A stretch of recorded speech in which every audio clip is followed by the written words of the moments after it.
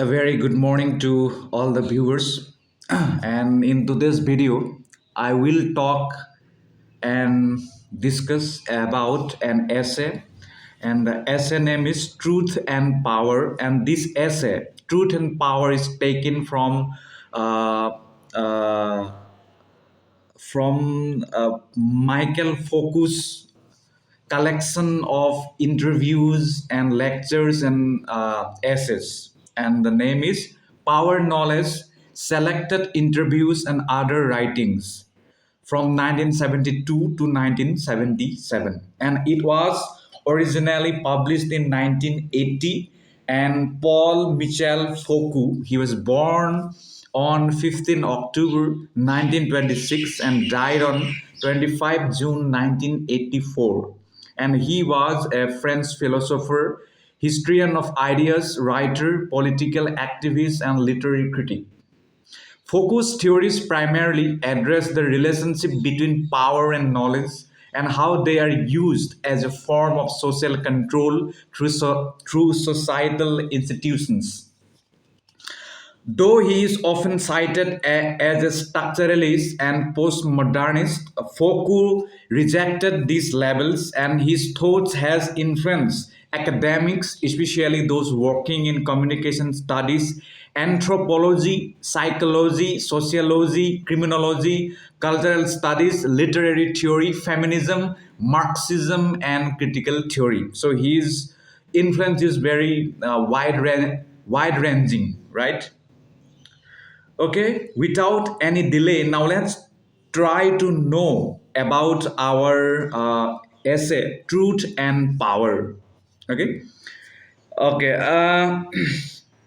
In his essay, Truth and Power, the French philosopher Michel Foucault has claimed that truth is not an outsider power, and neither it is the reward of free speech, nor it is as as imagined by Immanuel Kant 2 centuries earlier, that the privilege of those who have succeeded in liberating themselves, that are called as truth.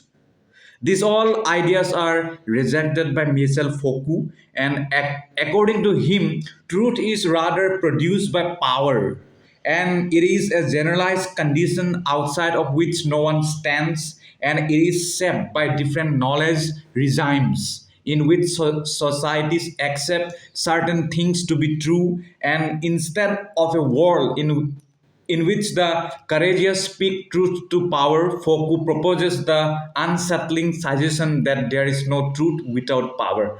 Okay, here you may be facing some kind of difficulties. Let me simplify it. So, according to writer Michel Foucault, he has said that actually there are two things in a certain society. One is truth and another is power. And if there is no truth, then there will be no power, according to the writer. Truth exists because there is a power, and if there is a no power, there is no truth. Got it? That is what he has tried to say. Now, let's take an example here. Uh, you might have been hearing this thing that when you are a child, that you have to respect your elders, right? That is a truth stipulated by your parents, by your society, by your family upon you, that you ought to respect your uh, elders, and that is the absolute truth. And if you do not do that thing, and if you deny that, then that will be what, that will be your, that means you are going against the truth of the society. So if you are going against the stipulated truths of the society, then you will be punished. And and when the punishment will come, then the power will come, and that power will force you to change your behavior. Got it? That is the thing the writer has tried to argue here. Got it? Now let's go on. In this essay, Foucault's principal interest is how power diffuses itself in systems of authority and how it affects of truth are produced within discourses which in themselves are neither true nor false. Truth itself is the product of relations of power and of the systems in which it follows, and it changes as system changes. There are certain systems in society, so the system is formed of many individuals, so it is a group power. So here, through this line, the writer is trying to say that if a certain system or if a certain society changes, then the truth will automatically change. Like what? Like, for example, you belong to an American family, right? And according to American family or their societal belief system, if you are young enough, then you have to work for yourself. You have to earn for yourself. You have to do part-time job. You have to do many other things for your own pocket money, right? Parents will stop giving you money for your expenditures, right? But on the other hand, if you belong to an Indian family, in most of the Indian family, it is believed that uh,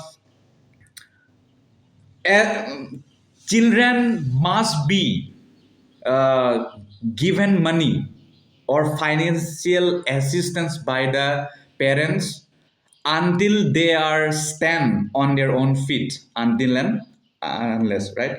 But that, here we have seen the difference, right? According to American family, if you are young enough, then you have to earn for yourself. So that is the American family's truth. On the other hand, India's family's truth is not like American's truth. Our Indian truth is different. We believe that children must be provided financial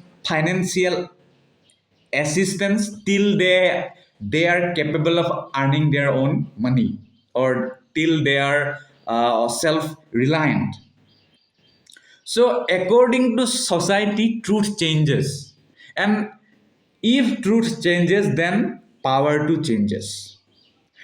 The power American family enjoys is not as same as Indian family. Got it? According to American, this is culture. If you beat your children, then they can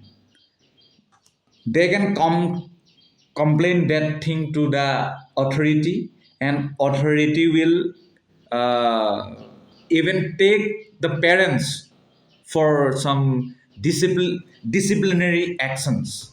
But according to our belief system in India, if children or if son and daughter is not doing the right thing, and if he is not following the discipline, then he will be punished, beat by the parents themselves, right?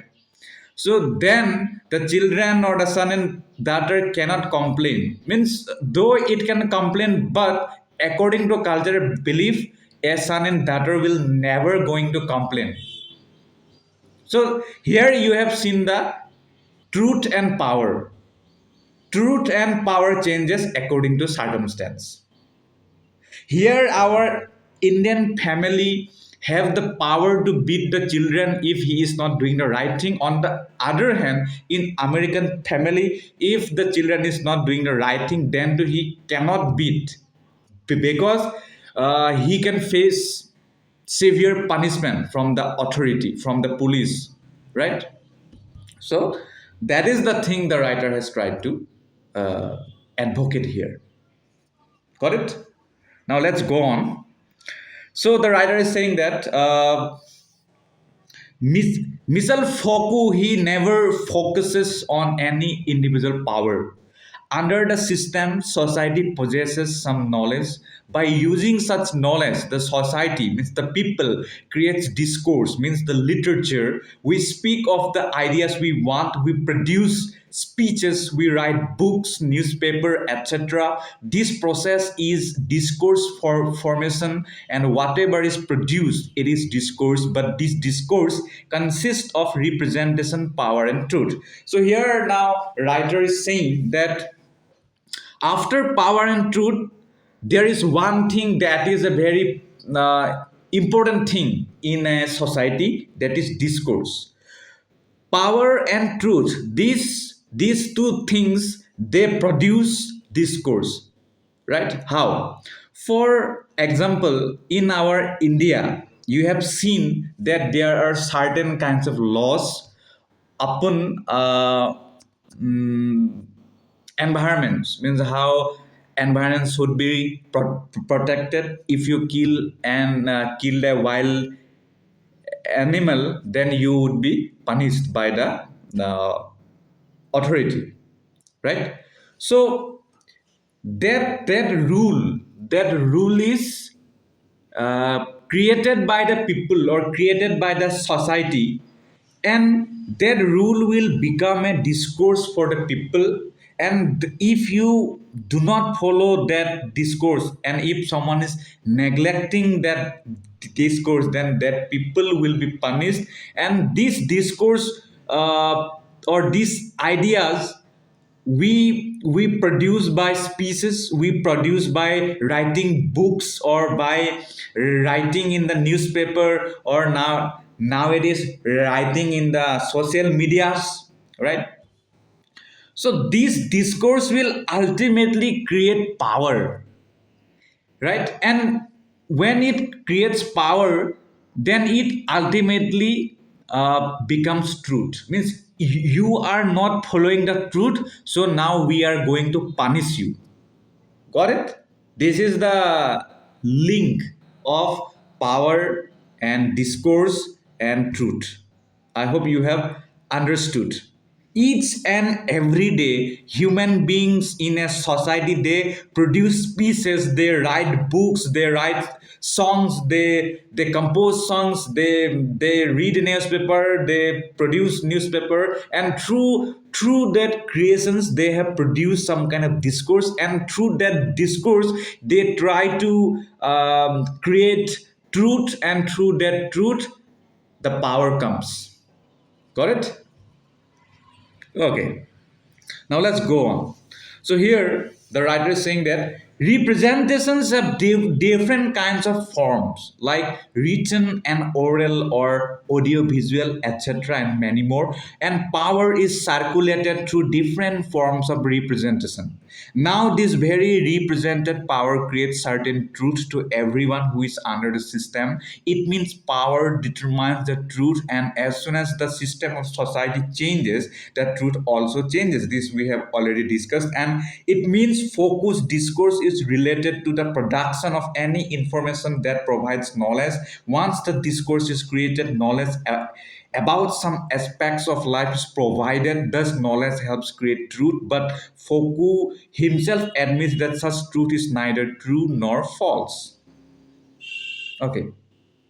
Now, the writer is saying here that, for example, you have created discourses through written, oral, or audio visual format, but now you want some representations, or now you want some media to circulate those things. And when you take those things as a media like radio, television, nowadays social media, YouTube, Instagram, Facebook, or various kinds of things, right? Those things are called representations, and though through that representations, people will know about certain discourse, and through that certain discourse, now authority will gain the power to maintain that truth they have already circulated. Got it?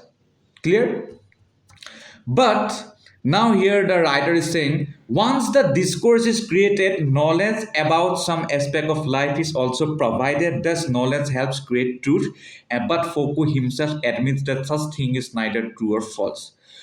Now the writer is saying that though in society certain individual have some kind of knowledge, that does not mean that that knowledge is absolute truth, and that knowledge can be some in some way that can be true, and in some way that can be false also. Why? For example, uh, you are reading a newspaper, and in that newspaper it is wrongly typed, or there is a message circulated wrongly, or that particular message is a fake news. You have read that news, and you are now enlightened that government is bringing this kind of discourse, or law, that you have to follow these rules. But in reality, that is not the case. Someone has printed that thing falsely, and now you are reading it. But you are saying that that is the truth, and I have that knowledge. But in reality, as that is not true, so that means knowledge sometimes it can be neither true nor false. Got it? Now let's take another example here. For example, people exercise power in choosing the president or PM, who exercises his power over people by making certain rules and regulations. So the power has relational relationship. And if there are no people, there is no PM. And if there is no rule, there is no ruler. Got it? This you can note it down. In this way, relational relationship indicates the horizontal way of power, but this very power is accepted in society, and the acceptance is the outcome of constructed truths. For example, parents create certain discourse about their children, what they should do and should not do. Got it? By generating power through discourse, parents even beat their children. This I have already discussed. If they disobey, so discourse provides information to give knowledge about the certain things. The truths are constructed and power is created. And if the power changes through certain resistance, truth and knowledge also get changed. Okay, let me give you an example here. Okay, you are reading or you are studying in a university, right? Okay, there in your university there was a teacher or professor who was a very strict human being, right? But after 1 year, that person is superannuated, means he has retired. Then another teacher has come in his place, or at his place. Then that teacher is not as strict as the previous one. Then what? Then the truth has changed. The truth has changed, and as truth has changed, the power has also changed. Got it now? That is the thing. Okay. Another thing, let's now discuss here. Power knowledge functions through language. Power, therefore, is everywhere and keeps on changing because of new forms of power that were generated in society. The issues of homosexuality, lesbianism, feminism, and other minorities get a new definition in the course of history.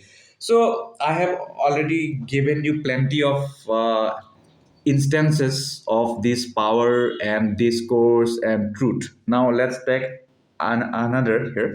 So the writer is saying that power and knowledge, or power or knowledge, it functions through knowledge, or sorry, language, and power therefore is everywhere. You will see power everywhere, and it keeps on changing because of new forms of power that we generated in society. The issues of homosexuality, lesbianism, feminism, and other minorities get a new definition in the course of history. So you might have heard this thing that in India some years ago, homosexuality is not a crime.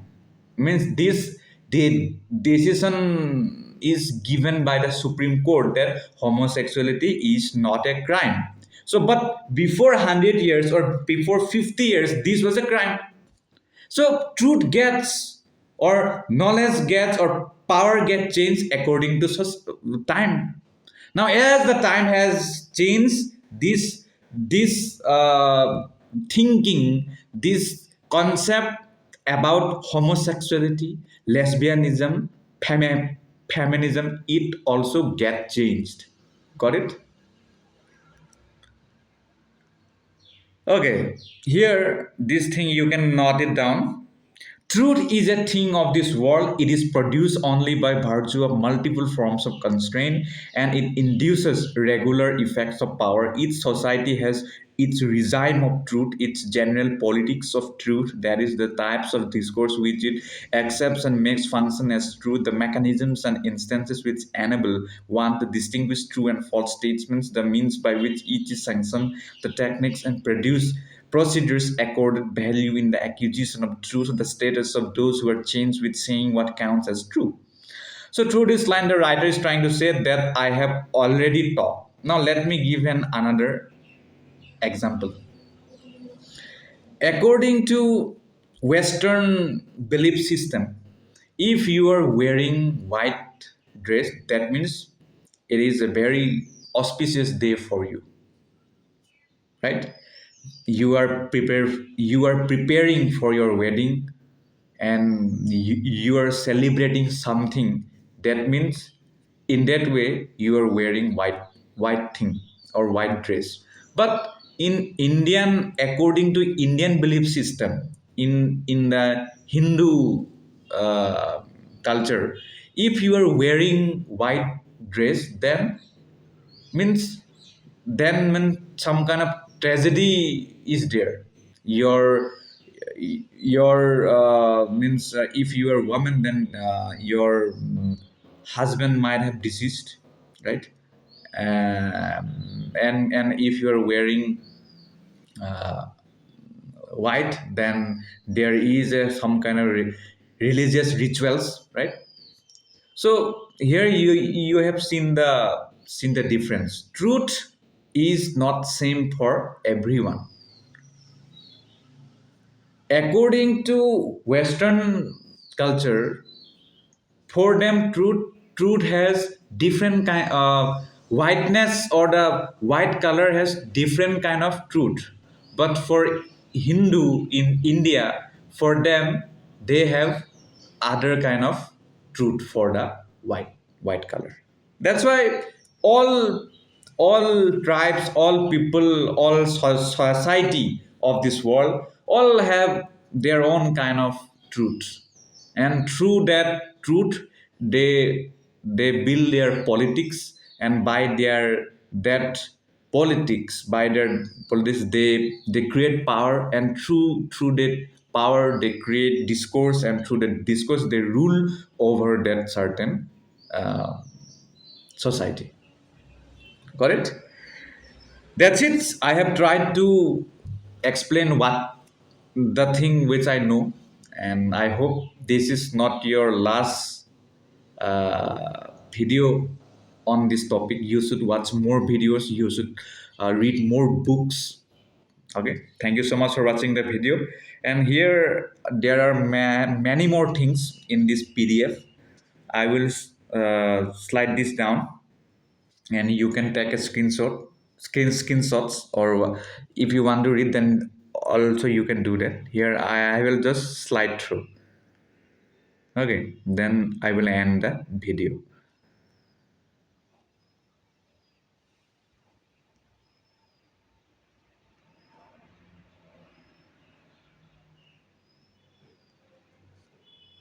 Okay, that's it. Thank you so much for watching the video. I appreciate your patience.